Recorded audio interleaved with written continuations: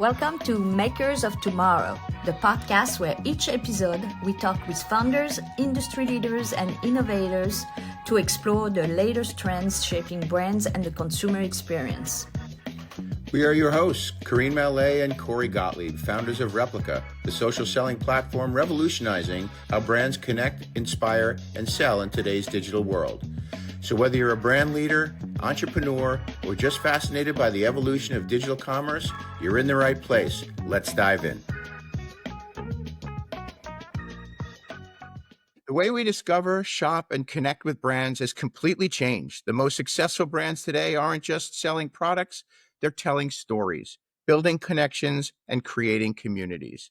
Today's guest is Emily Yeston, co-founder of Doré. She teamed up with Garance Doré, one of the first digital influencers. She has seen firsthand how digital engagement is transforming the industry, from the rise of social commerce to the growth of direct-to-consumer brands. With Doré, she's creating a brand that's all about simplicity, transparency, and sustainability. Today, we're taking a look at how Doré is raising the bar in beauty. Let's get into it. Welcome. Thank you so much for having me. I'm excited to be here. Yeah, no, this is awesome. So, Emily, can you tell us what was the inspiration behind Doré? Absolutely. Our background and sort of how Doré started was out of a blog that my business partner, Garance Doré, began back in 2006.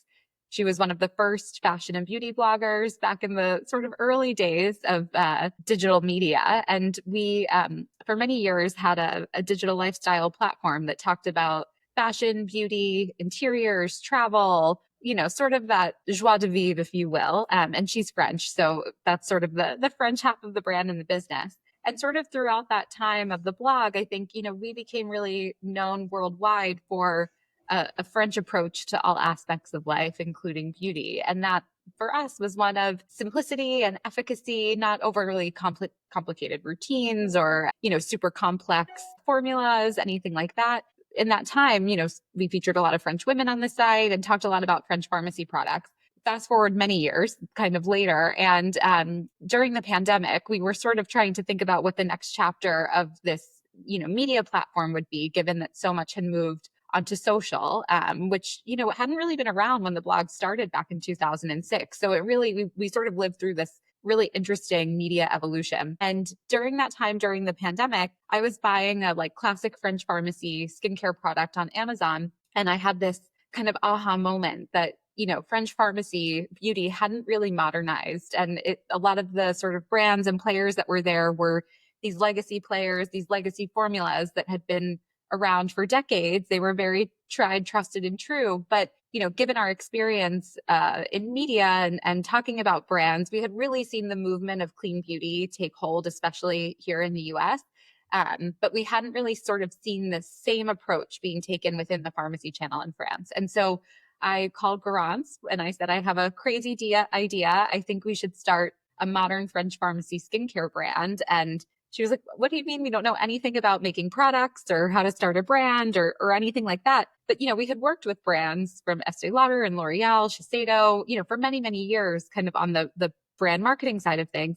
So anyways, I thought, it's just a bad idea. I'll, move on to the next one. We'll leave it there. And a couple days later, she called me back and she was like, I have the entire vision for the brand. I absolutely think we should do this. And so in the middle of the pandemic, we decided to start working on creating the brand Doré that you sort of know and see today. We talk about the benefits of working with an influencer, right? You give her 24 hours, all of a sudden she had the entire marketing plan worked out. Yeah. I mean, I think Garance is such a visionary. She always has been. She's a visionary. She was, very early sort of in the blogging space and in that world. She's always been, I think, almost ahead of her time in a way, and being able to see how media and the world and everything is evolving very quickly. She's been great. When you give her sort of a carrot of something like that, she can really sort of bring the whole thing to life very quickly and sort of have that idea and that foresight to be able to build off of. And I think that's been what's so great about our partnership, is that she's usually got such a great vision, and then I sort of work to really execute against that. And so I think that's what's really nice about working in partnership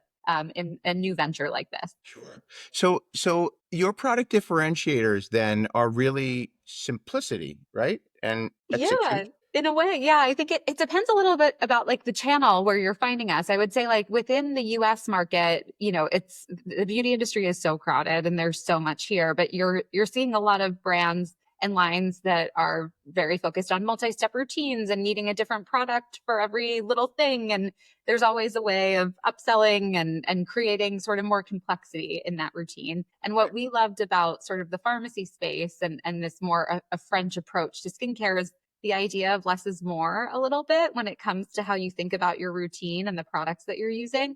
I think generally our philosophy is like the skin actually really knows what it needs to do. Sometimes it just needs a little bit of extra help to be able to do its best. And I think inconsistency is incredibly important when it comes to taking care of your skin. We really like the idea of kind of paring things back a little bit and using fewer products, but super effective ones so that you're still getting a really high level of efficacy and really taking care of the skin, but with just fewer steps in the routine so that it's something that you can maintain, regularly and stay consistent with. And I think, within the French world where that does exist to some extent, what we're bringing to the table is, formulas that are using completely non-toxic ingredients. So you're able to get that level of efficacy and the benefits of that simplicity. So this is really interesting to me because in a world that's pretty complicated, and especially the world of communication and social media, kind of the focus of the podcast is, all right, we've got this great brand. How do we tell our story? Who do we tell our story to?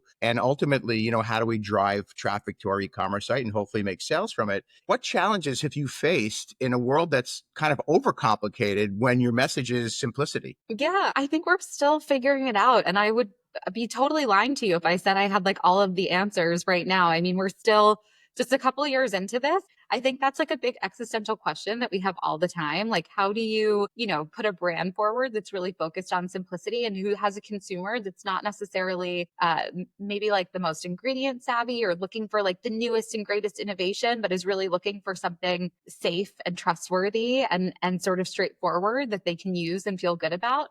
And the way that you communicate with them is so different than how maybe another type of beauty brand would. Like, I don't think our customer, for example, is following beauty influencers on social media. They're not that like plugged into that space. And so for us, it's been trying to find other sort of like adjacent categories and lifestyle interests that are speaking to that customer. And we have a mix of men and women too with the brand. It's not, all one or the other. That really sort of has a busy life and has a lot going on and is just looking for something fairly utilitarian and efficacious that they can feel good about in their routine. And so it's a little bit non-traditional for a beauty brand in that way. And I think it may even turn into an advantage, right? Because your messaging has to be fairly simple. You've got a very simple value proposition, and that's part of the core value proposition of the brand. So even though the world is communicated in terms of options for telling your story, it seems like at least maybe this could be a superpower of the brand. No matter where we're telling the story is a simple one for especially those busy people who hear all this crowded space and all these influencers and all this noise around beauty. If you stay in your lane with a very simple message, I guess the distribution of that message becomes secondary. In some ways. And I think, this is so antithetical to what you see in the market right now, but we really focused on a product first mentality versus a marketing first mentality when we built this brand. For us, it was all about creating wonderful products that were sort of the highest quality that you'd be able to get at this more accessible price point. Because we always felt, and this is, I think, very true of how beauty kind of grows within the French market, at least from my very American observation of that, is if you make a great product that people love to use and they love to come back to, they're more likely to recommend it to someone else. And I think especially in beauty, the power of recommendation and the power of that referral is so meaningful and can be much more meaningful than an ad that you see, on social media. And so it's a little bit more, I would say, like a slower grassroots approach in that way, but I think it's one that gives a little bit more longevity to the way that we think about the brand, in the long term. So what is the distribution channels for your brand? Like, where is this sold? Is it obviously you have an e-commerce site? We do have an e-commerce site. That's kind of where we started, essentially like flipped the blog into being the e-com site for the brand back when we launched in May of 2022. We just launched with Ulta Beauty last year, which was super exciting for us. And they've been a fantastic partner. I think for us, it's really about being where the consumer is right now and where they're purchasing. Ulta Beauty is one of the biggest beauty retailers in the United States. And has a huge map of stores around the country. And so for us, it was making sure that there was that accessibility to where you could find the brand. So we're in 600 of their stores and then online as well. And they have a huge community around what they've built. So we're really proud to be there and they've been fantastic. And then we're also on Amazon, which again, the idea of essentialism, I think it's important to sort of be where people are buying those essentials. And Amazon is now a big part of that. And then we also have a retail presence in Europe, specifically in France, at a handful of French pharmacies, and then with some of the French retailers like Galeries Lafayette, and we're launching at another department store there soon. So it's been wonderful to expand the brand in an international way. And is that the way you're looking to expand through more brick and mortar? Do you look at the social channels as well? Yeah, I mean, we definitely look at the social channels. I think, especially in beauty, it's really hard to build a profitable direct to consumer business in 2025. It's a challenging channel from a customer acquisition standpoint. And so, definitely social selling through working with influencers and things like that has become very important to us. But tapping into, these retail partners that have a very large customer base, I think is a great opportunity for us and something that we're looking forward to doing a bit more. But yeah, I remember hearing the founder of another skincare brand that was just acquired a couple years ago. They're wildly successful. And she was talking about their distribution split, and less than 10% of their business was direct to consumer. And the rest of the business was split primarily between Target and Amazon. And I feel like that's so antithetical to what you hear in this DTC, VC funded space in the consumer world. But I think there's something to that. And I think it's important to figure out from a prioritization standpoint and also from profitability standpoint where it makes sense to invest your dollars to make sure that you can grow the business most successfully. Talking about platform, what does the role of social commerce plays in your strategies? So we've approached it sort of in two different ways. So the first is, partnering with influencers and creators and giving them the opportunity to share the brand and be able to sell and earn against the brand. And so that's a big part of it. We do that in a very organic manner still because we are still a young brand. And then I think the other piece of it is empowering your customers to help sort of sell and advocate for your products as well. And so we have an ambassador program that we've built that allows our loyal customers to sort of become a part of that and be able to share the brand to their communities too. And I would say together, those two things work really nicely in tandem with one another to help, again, with that word of mouth sort of approach to how we look at getting the brand out there. Can you dig into that a little bit on an affiliate program? How do you identify the loyal customers to be a part of the program? And then what is the mechanism that you give them so that they could, post on social and expand the reach of your brand through their network? Yeah, absolutely. So I think, we do a lot of that registration and sign up through email, just getting emails out there to them and showing them that this is an opportunity if it's something that they want to engage in. We do also take the time to reach out to our most loyal customers and say, hey, we have this opportunity. If it's something that you're interested in, let us know. We'd love to collaborate with you. I think it's about building really strong CRM and email flows to be able to people into these programs. And then we've done a few different ways of incentivizing. There's been, access to free product, early access to product, referral, fees that they're getting. Giving them incentives to be part of the brand and kind of part of the family is a tried and true method of creating loyalty and building off of that loyalty. Absolutely. And I think, there's all of these great incentives from a monetization standpoint and things like that. But also, I think there's an incentive in terms of being part of the actual process of developing and building the brand that's quite special and meaningful, and totally changes your relationship with a brand when you feel like I actually got to try that product and help them decide whether or not to make it. I think that makes a real difference. Then do you then give them links that they could then post in social, and it'd be then whatever compensation model you may have? It could be cash, it could be rewards, it could be discounts. Do you use all of those methods? Yeah, we do. So I think, it's great. There's a lot of different softwares out there now that sort of have streamlined that entire process for us. And they've made it a lot easier to sort of put those incentive programs in place and create different milestones and tiers and things like that within that. So yeah, so we use, a software to help us with executing against all of that. And it's been really helpful. We have a really small, very lean team. And so to be able to have that sort of level of sophistication in terms of what our loyalty and rewards and ambassador program looks like has been really fantastic to be able to let us execute against something like that. Yeah, I think this is a need that Karine and I identified several years ago when we created Replica Software is, driving that ambassador program, loyalty program, really reaching your core audience through your network of product experts and loyal Yep, customers, because absolutely. everybody has a network, right? So it sounds like you're really tapping into that. That's awesome. There's Yeah. one thing you have to kind of zero base for me. So obviously, growing the community is really important, but you also mentioned that a growing percentage of your product sales are going through Amazon and brick and mortar stores where you don't get to know who the customer is.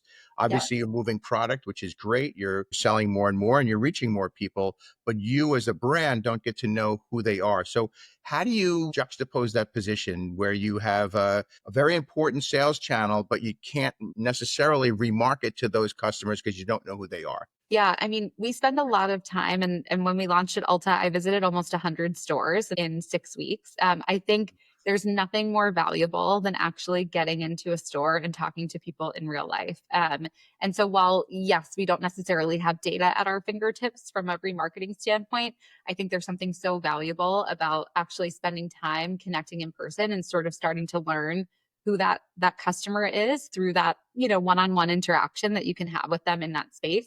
That's why we've started like building out a field team to support us in those kinds of channels with Ulta specifically, so that we can get that insight and that feedback and start to understand who the customer is. I think that sometimes we live obviously in such a like a data forward moment right now, and there's so much information available to us, but I think that human connection is still so core and so central to how you think about building the brand. And so I really love to be able to take a step sort of back from that and really focus on those moments and those opportunities to connect in person as much as we can, so that we get a better sense of the customer in that way. So this is interesting. You're getting the customer profile in aggregate. You're Yeah. understanding who your customer is, and you're honing in on that because you're actually in the stores speaking to the people who are maybe purchasing or repurchasing your products. Yep. And so you kind of have this idea who your ideal customer is. Who would that be? Like, how would you describe your ideal customer? I would say it's primarily women. I would say like in their late 30s, 40s, early 50s.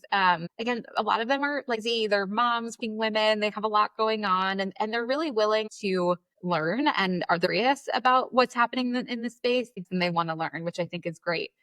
And that's been a really big part of it. I think in my observation and experience and going to these stores and doing events, I definitely see the difference in, the Gen Z kind of Gen Alpha teens that are coming in and they're saying, I saw this on TikTok, where can I find it? They're not necessarily as interested in having the conversation. They're doing a lot of that education online on social media. Whereas, a customer that's more of that older millennial Gen X customer that I think we're connecting with, they maybe have some background, some knowledge, but they're still really willing to have that conversation and talk to you and sort of learn a little bit about the space. And that's been great. I met a lot of teachers. I met a lot of moms that were shopping with their kids. I met a lot of women that were nurses that were coming in on a lunch break to try things. And so you really see a real diversity of background and experience and And lifestyle. that busy, I mean, you just described a customer that's busy, right? I mean, the nurses, the teachers, and they're coming in, they're going in quickly. So I would imagine, once again, your message of simplicity, it's not a very complicated routine. You can do it in a short period of time. And it dates back to principles that we've learned in French skincare for centuries now. I would imagine that is, again, one of the superpowers is you can communicate that fairly quickly. I think it's a lesson for everybody to understand. Like, you may have a lot of important ingredients and a lot of sophistication in what you present, but at the end of the day, it's the most simplified version of that you want to present to your audience so they get it quickly and they understand it and they'll be willing to try it. Is that a fair assessment? Yeah, absolutely. I mean, I think it's, I have to do a lot of like putting my blinders on, because if you look at what everyone else is doing, you're like, oh, should I be thinking about this or doing that? And no, I think like really staying true to that core message and staying really focused on that is important. And storytelling should be simple. I think for people to understand it at scale, like simplicity, even if the brand is complex, I think figuring out how to tell that story simply is really important. It's like the importance of the elevator pitch, right? Yeah. I Yeah, mean, exactly. we're all entrepreneurs on this call, and hopefully many listeners. So, you really start to appreciate the very core values of communicating your brand, what it stands for, and doing it succinctly, and so that people can really get it quickly. Yeah, 100%. What are Amazing. some of the lessons you've learned as an entrepreneur? Oh my God, I've learned so many. I'm still learning so many every day. I guess there's a couple of things. It's good to see what's happening in the world, but when it comes to what you're actually doing for your brand, like being heads down and having those blinders, it's really important to like stay true to the brand and the message. It's so noisy, but really sort of staying grounded in sort of the core of the brand is so important. And then I think the other thing, and this is, I don't come from a beauty background. I'm very new in this space. And so there's a lot of imposter syndrome when it's like, do I know what I'm doing and all of that. But I think there's nothing more important than trusting yourself and your intuition when it comes to these things. You don't have to be an expert in everything. I think a lot of us are all just, the secret of life is that no one knows what they're doing and that we're all just figuring it out. So really trusting your instincts and like betting on yourself is always kind of core to keeping it all going. It's great advice. I know, listen, we're all going through our entrepreneurial journeys, and for those of you who have been entrepreneurs, you have to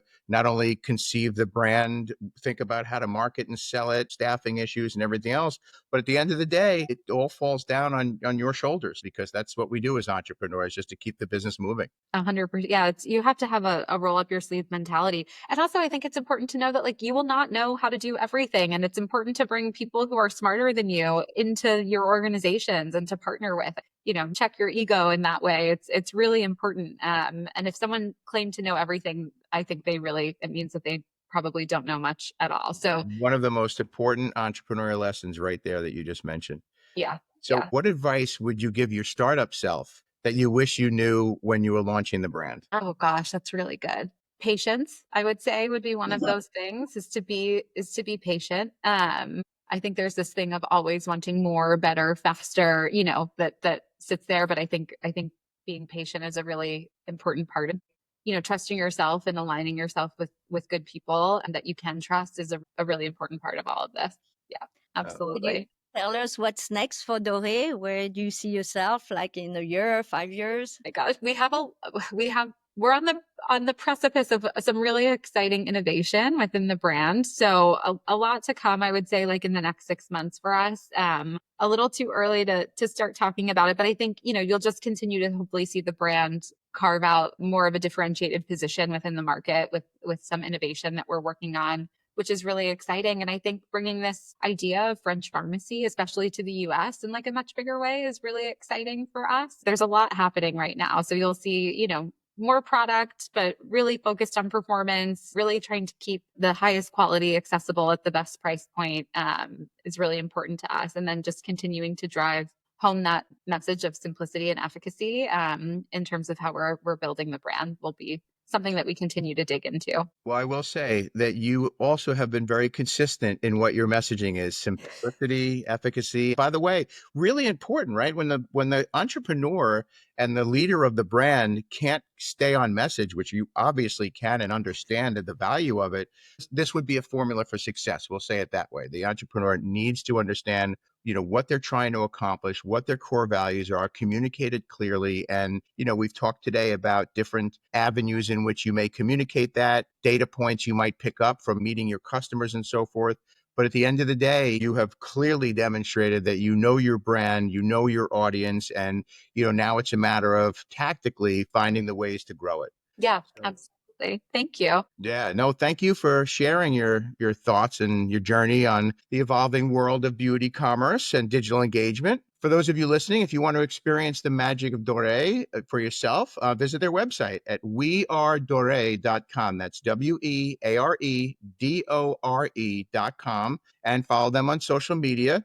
If you enjoyed this conversation, don't forget to subscribe to the Makers of Tomorrow for further deep dives into breaking through the clutter in today's digital and social world. Until next time, keep innovating and keep advancing.